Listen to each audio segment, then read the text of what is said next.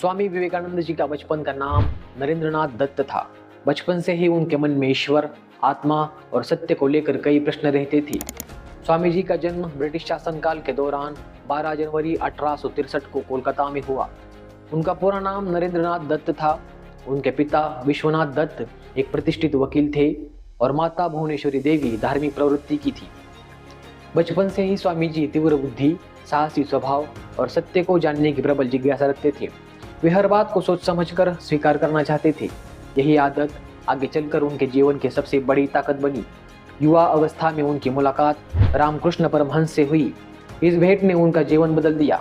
रामकृष्ण परमहंस के साथ रहकर स्वामी विवेकानंद ने भक्ति, ज्ञान और साधना को केवल किताबों से नहीं बल्कि अनुभव से समझा।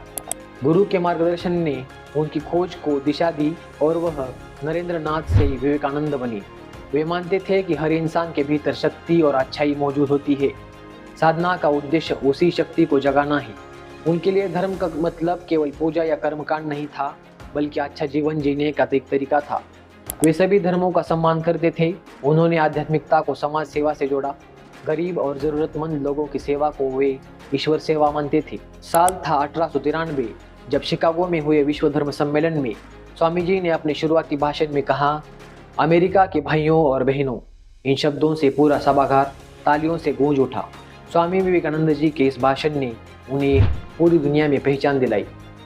उन्होंने भारत की आध्यात्मिक परंपरा को आत्मविश्वास के साथ दुनिया के सामने रखा। उनका कहना था कि सभी धर्म सत्य की ओर जाने के अलग अलग रास्ते हैं और मानव एकता सबसे बड़ा धर्म है। उनका जीवन सिखाता है कि आध्यात्मिकता जीवन को अर्थ और दिशा देती है।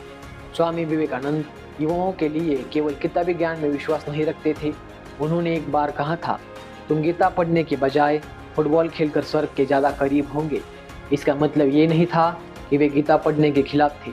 उनका मानना था कि जब तक शरीर और मांसपेशियां मजबूत नहीं होंगी, तब तक कोई व्यक्ति गीता के उच्च आध्यात्मिक ज्ञान को सही मायने में समझ नहीं पाएगा। वे शक्ति को ही धर्म मानते थे। वे कहते थे, मानव की शक्ति की कोई सीमा नहीं है। ये जितना अधिक एकाग्र होता है, उतना ही अधिक एक बिंदु पर केंद्रित हो पाता है।